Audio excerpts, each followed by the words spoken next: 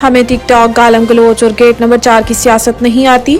शांगला में workers convention से खिताब करते हुए चेयरमैन पीपल्स पार्टी ने कहा है कि आवाम के कदमों के नीचे सियासी जन्नत है, लेकिन सियासत को इख्तिलाफ राय की बजाय सियासी दुश्मनी तक पहुंचा दिया गया है। इंतकाम के बजाय आवाम की फलाह के लिए सियासत होनी चाहिए।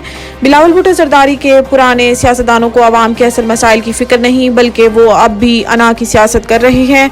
हमने नई सियासत की दाग बेल डालनी है और 8 फरवरी को पीपल्स पार्टी की ही जीत होगी।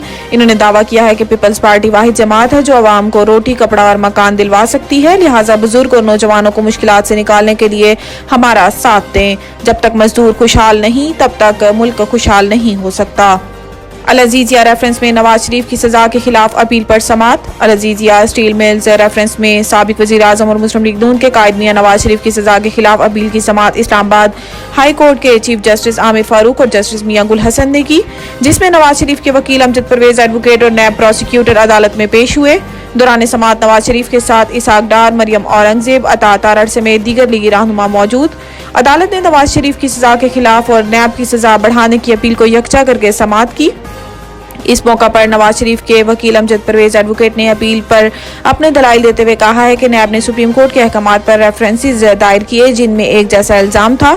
हमने दरख्वास्त दी थी कि एक इल्जाम पर सिर्फ एक ही रेफरेंस दायर होना चाहिए था। 8 नवंबर 2017 के फैसले में एहतसाब अदालत ने कहा है कि एक साथ तीनों रेफरेंस निपटाए जाएंगे। एहतसाब अदालत ने ट्रायल अलग अलग किया, लेकिन फैसला एक साथ सुनाने का कहा था। शफाफ इंतखाबात के इनेकाद के लिए पूरी तरह तैयार। इलेक्शन 8 फरवरी को होंगे। कौमी वोटर्स डे पर chief election commissioner Sikandar Sultan Raja ने अपने पैगाम में कहा है कि इलेक्शन कमीशन आम इंतखाबात की तैयारियों में मसरूफ है। हतमी इंतखाबी फहरिस्तों की प्रिंटिंग और तरसील का काम मुकम्मल हो चुका। चंद रोज में DRO, RO और असिस्टेंट अफसरान का नोटिफिकेशन हो जाएगा।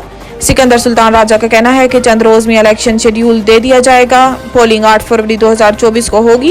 इलेक्शन कमीशन यकीन दिलाता है कि दौरान इलेक्शन आपको मुकम्मल तहफ़्फ़ुज़ फराहम किया जाएगा।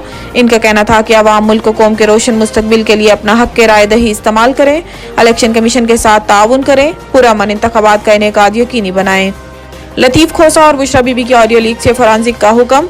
जुमेरात के रोज इस्लामाबाद हाई कोर्ट के जस्टिस बाबर सत्तार ने एडवोकेट लतीफ़ खोसा और बुशरा बीबी की ऑडियो लीक्स केस की समाअत की, जिसके दौरान अदालत आलिया की जानिब से विफाकी तहकीकाती इदारे को ऑडियो लीक के फॉरेंसिक का हुक्म दिया गया, जबकि अदालत ने कहा है कि director general DG inter services intelligence ISI भी रिपोर्ट दें कि ऑडियो किसने रिलीज की। इस्लामाबाद हाई कोर्ट की जानिब से दरखास्त की कॉपी DG ISI को भी भेजने का हुक्म जारी कर दिया गया। अदालत आलिया ने हुक्म दिया है कि तहकीकात की जाए कि सबसे पहले ऑडियो कहाँ से जारी हुई, जबकि FIA, पैमरा और PTA को भी नोटिस जारी कर दिए गए।